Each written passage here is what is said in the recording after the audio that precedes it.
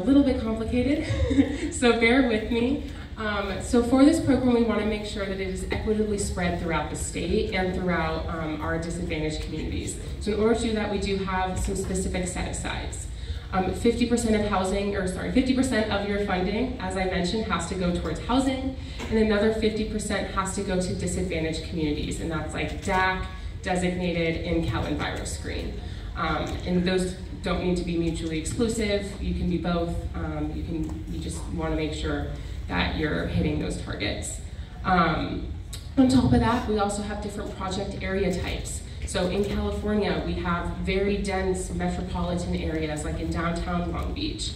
We also have a little bit more sparse, more suburban areas.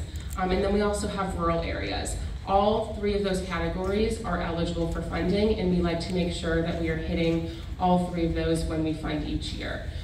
So we will make sure a certain amount is set aside for our TOD, or transit-oriented development, a certain amount is set aside for those kind of semi-urban areas, and then another for that rural community.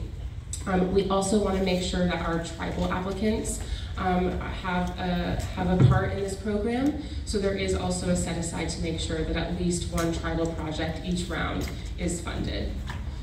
And lastly, we want to make sure we hit the whole state. So our Strategic Growth Council has designated 8 different regions throughout California, and it is a goal of ours to make sure that one project per region is selected for funding. Here in this area, in Long Beach and the outskirts, just general Southern California, we have the coastal Southern California region. So that's where this area would fall into in terms of the geography.